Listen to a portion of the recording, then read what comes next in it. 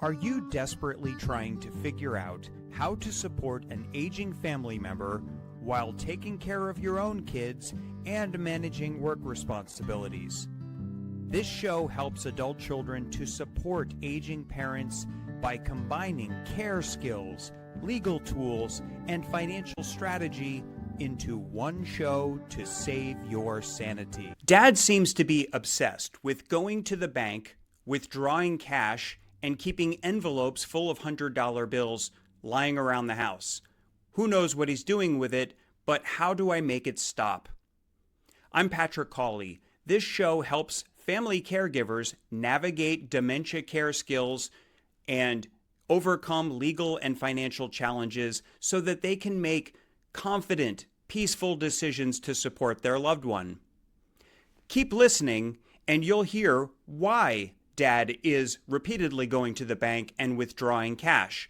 You'll hear steps you can take to limit the damage, especially if you have a power of attorney. And you'll hear ways to put a stop to it altogether. One of the ways being a rather heavy-handed legal approach, and the other one being a more impactful care skill that you can use. So I understand the nature of the problem and why caregivers, family caregivers especially, find this to be alarming. I'm going to assume you're not coming at this problem of a parent withdrawing cash repeatedly, taking out lots of cash. I'm assuming you're not coming at this with the idea that Dad is depleting my inheritance. There's no self-interest here. You are concerned that Dad might be a threat to his own best interests. He might run out of money. So this is alarming to you. He goes, he gets cash. You end up finding the envelopes full of cash in the refrigerator or stuffed between books on the bookshelf. You suspect he might be handing out cash to strangers, and maybe he thinks he's giving tips, but it's inappropriate. So I understand the nature of the problem. Let's talk about first, why is Dad doing this? So you'll hear episode after episode of this show how I talk about functional skills that are lost when the brain changes in dementia. And you'll also hear me talk about skills that are retained, and that's the good stuff. That's where we can improve quality of life. But today we're focused on skills that are lost, and primarily it's the loss of rational thinking. So Dad can't think through the cause and effect relationship of handing out money, taking out lots of cash, losing it, and his own best interests, and how that might harm his best interests. He can't make that logical connection. He has no memory skills, or they're going by the wayside pretty quickly, so he doesn't remember that he just went to the bank 2 days ago. He doesn't remember that he has an envelope of cash in case he needs to get something at the grocery store. He already has it, but he doesn't remember that. And let's not forget that more than half of people who have dementia don't know that they have cognitive impairment, or at least they don't know the full extent of the cognitive impairment. This term is anosognosia, so he's not aware of his own limitations. He thinks he's fine. He's perfectly content with how he's doing things. Everyone else who still has a healthy brain and rational thinking skills sees that this is not in his best interests, but he can't see it. So this dynamic becomes difficult where you are looking out for his best interests, but how is he going to perceive your meddling with his finances? Sometimes that goes smoothly, sometimes it doesn't. We can talk in a separate episode about a security symbol. Some people are just very money focused because it goes to their sense of safety. But in any event, you have to start out with this question by anticipating, knowing in advance of before the day gets started that Dad is walking around with no cause and effect. He has no impulse control. He doesn't have that ability to be safe with rational thinking the way he always did. And this is a degrading prefrontal cortex. It's part of the brain change of dementia. You have to remember that he is losing memory skills. So try all you want to tell him he already went to the bank. That's not going to work. He has no memory of going to the bank, and he might not even be aware of his own limitations. So how can you limit the damage? Well, this will go a lot more smoothly if legal planning has been done. If you or someone in the family has a power of attorney, a valid legal plan where you step into the shoes of dad. And you can go into the bank and you can go into his online accounts and you can start monitoring the money. So with a power of attorney, you can have that on file with the bank. They can know that you are acting on behalf of dad when you do, and you can monitor his bank accounts. You can maybe move money from the checking account where he takes out the cash to a savings account or to some completely different account. So you limit the amount of cash that's even available. And there are other tools such as cards that are preset debit cards where you can say how much money can be taken out at any given time. So you give dad a new card. You say the bank issued a new card, here it is, and you take away the credit card or the debit card that he has been using, and you give him what is essentially a debit card with a cap on it. So he can never take out more than a certain amount of money. So with your power of attorney, you've gained access. That's what the whole name of the game is with the power of attorney, getting access to his accounts and then having some measure of control because you're leaving only a certain amount of cash to be withdrawn. And then maybe you're giving him a debit card that has a cap on it. He can't take out more than $100 in a day or in a week. And TrueLink is the one card I often recommend to family caregivers. There are some others out there. Even when it comes to credit cards, Capital One and some others can allow you to monitor other people who have cards under the umbrella of an account, and you can put a cap on how much they can spend and you can see what they're spending money on. But that's what TrueLink is for a debit card, where you can disallow certain purchases. If dad goes into a grocery store, you can allow the purchase. If he goes into some place he shouldn't be spending money, it won't be honored because you set the controls and you monitor it and you limit how much damage can be done in a given day. While we're on this subject, a very related subject is you want to make sure that dad is doing responsible things with his money. And you want to make sure his bills are getting paid. You don't need his electricity and his water being shut off because he just wasn't paying the bill. Well, if dad goes to the mailbox and takes out his mail, that will include bills. And you might find those bills stuck in the sock drawer or in the refrigerator years later. So the bills weren't getting paid. You not only want to monitor the money, you want to monitor the bills. And one very effective way to do that is, especially if dad is living in a separate address, his home is somewhere else, you're going to use the Postal Service's mail forwarding feature. So have everything forwarded to your address. And it's not perfect. Some things do get through, especially bulk mail, junk mail. That's fine. But hopefully all the bills start showing up at your address. You then reach out to the utility company and you get the address changed formally to your address, just in case that doesn't happen automatically. You want to make sure that once the mail forwarding stops, you're still getting all the bills, and then you can set up automatic payments in the bank account for dad. This is what being a power of attorney is all about. This is a very foundational tool that can't be separated from the rest of care skills in dementia. This is part of it. It's the legal planning, and this is what you do with it. Now, I understand there is a tension here that I haven't addressed specifically, and the tension is between dad's independence on the one hand, his dignity, his ability to make choices. This runs through all of dementia care, whether it's the legal side, the financial side, or the care skills. You want to honor dad's independence and his dignity and his ability to make choices.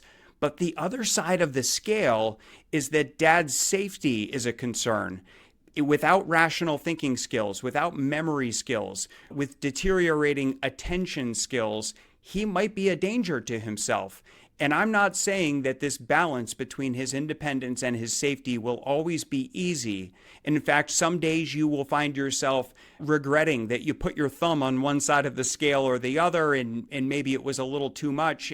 But over time, you get better at this balance between independence and safety. But the reason I bring that up is because if dad goes into the bank himself, so it doesn't matter what credit card or debit card he has, especially if he's losing the rational thinking to find out how to work an ATM. He can't press the buttons and get the money out. So he's just going into the bank. They're going to give him access to his money.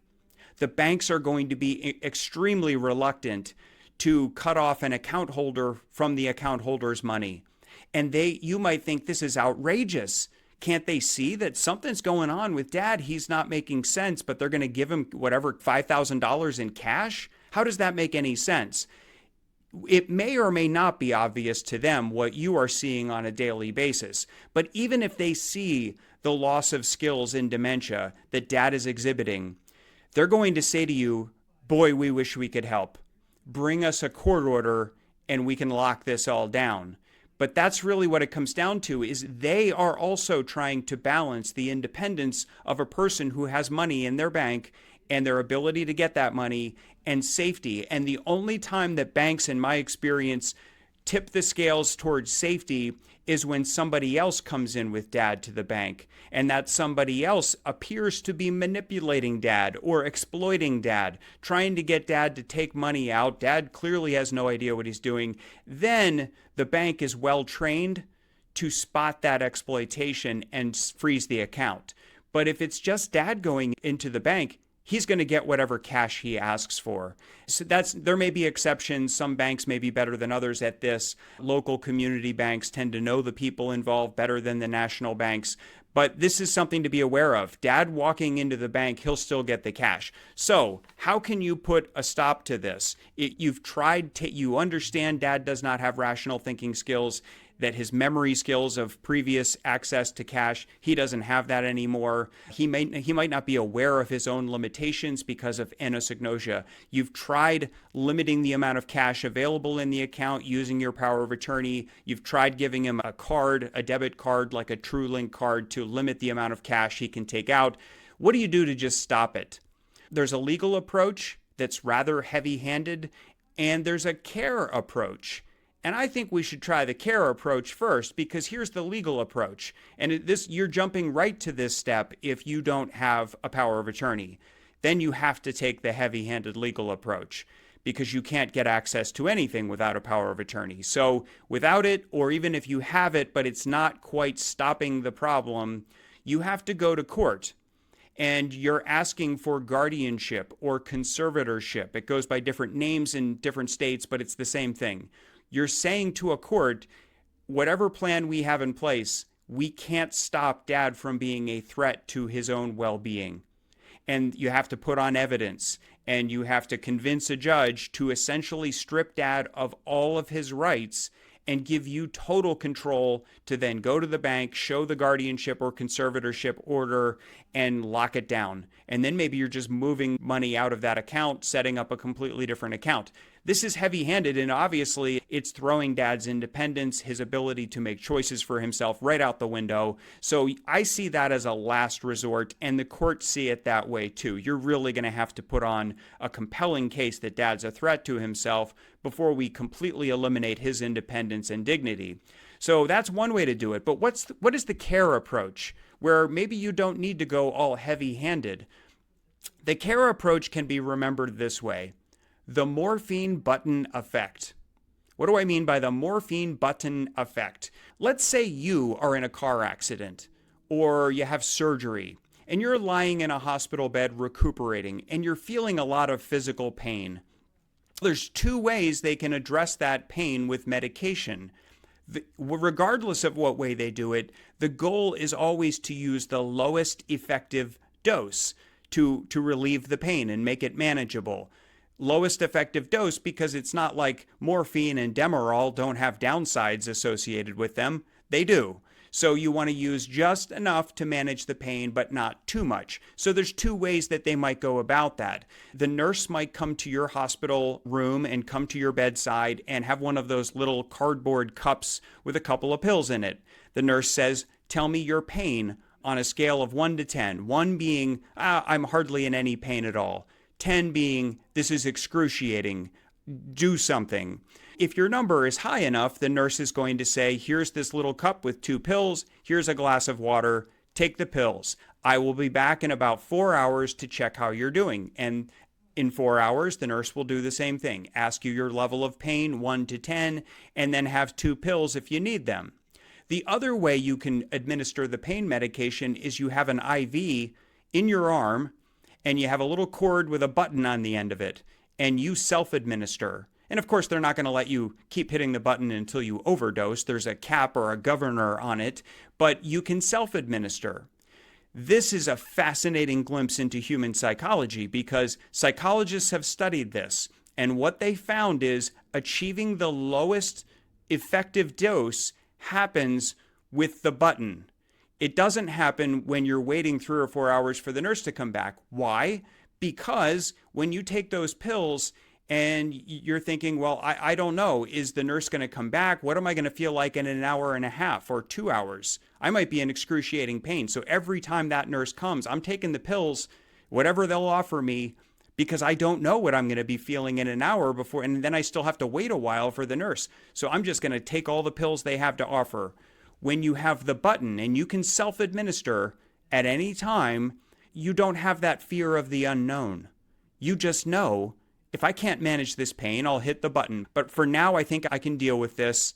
So I'll wait a little bit longer and I'll only hit the button when I need it. So the morphine button effect means that, especially in dementia care, the more information that's available, the less it will be asked for, the less information will be needed. So part of Dad's going and taking cash out of the bank account is he wants to know he has money. He can't remember that he has money. He can't think through that somebody is managing the money. He doesn't remember. He's confused. And so Dad has fear of the unknown. So given any opportunity, Dad's going to go into the bank and get out cash just in case he needs cash. But here's the flip side. The more information you provide, the less he will feel a need for it. So he won't need to go into the bank if you anticipate all of this and you sit down with Dad and you say, oh, Dad, I want to go over a bank statement I just got. Look, it shows you have all this money, and don't worry, I'm controlling it. I'm making sure that you pay your bills and make sure you have any money for going to the grocery store or going out to eat. So you show him it's under total control, and he doesn't even have to ask to see the bank statements. You're just anticipating this need, and you're showing it to him.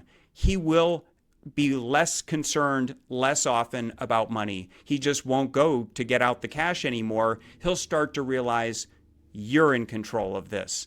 That's the best care approach. Remember the morphine button effect. Then you don't have to go heavy-handed and go to court and use the legal solution. So I do hope you have a power of attorney because that will make everything go more smoothly. But when it gets to the heavy-handed stuff to really stop the problem completely, I suggest using the care approach instead of guardianship or conservatorship. So as you can see, the legal issues and the care skills are intertwined. They always are, and you can't separate them out. But hopefully this gives you a little bit to think about.